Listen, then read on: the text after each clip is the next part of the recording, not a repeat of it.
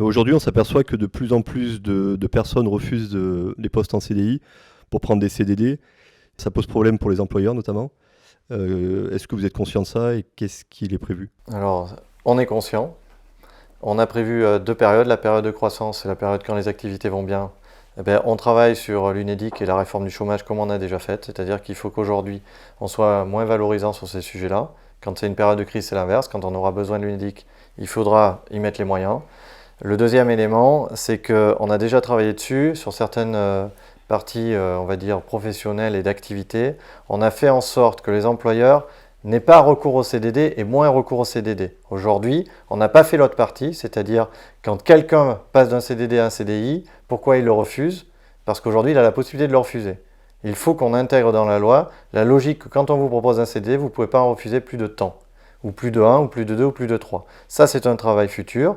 Et parallèlement, il faut qu'on travaille sur les agences d'intérim, qui jouent aussi avec ces éléments-là, qui permettent aussi aux personnes qui vont travailler de rester en intérim beaucoup plus longtemps. Et je crois nécessaire d'avoir une réforme complémentaire aux lois qu'on a eues sur le marché du travail pour avancer sur ces sujets-là. Et ça, c'est programmé. Pour certains domaines, maintenant, on nous demande d'avoir et les diplômes et l'expérience. Sauf que si on fait des études longues après post-bac, on n'a pas forcément l'expérience à côté, ou alors des travaux saisonniers qu'on aurait pu faire pendant les vacances d'été. Donc, comment on fait? Il va y avoir une évolution parce qu'on sera en manque de personnel partout. Donc par définition, on sera obligé de prendre la jeunesse qui vient d'être formée.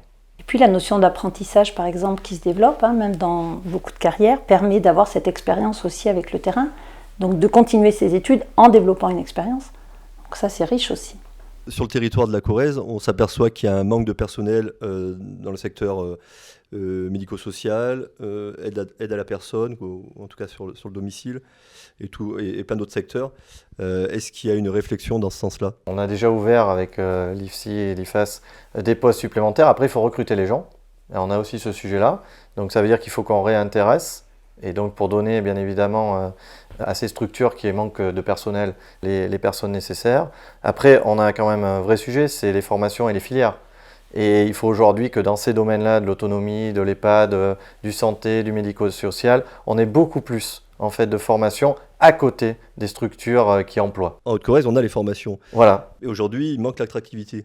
L'attractivité, il faut qu'on la travaille avec les élus locaux. Je le répète, aujourd'hui, il y a des compétences comme le logement, des compétences comme la culture, des compétences comme le sport qui dépendent des collectivités. L'État donne des moyens. Il faut que les collectivités mettent en œuvre des vraies politiques attractives.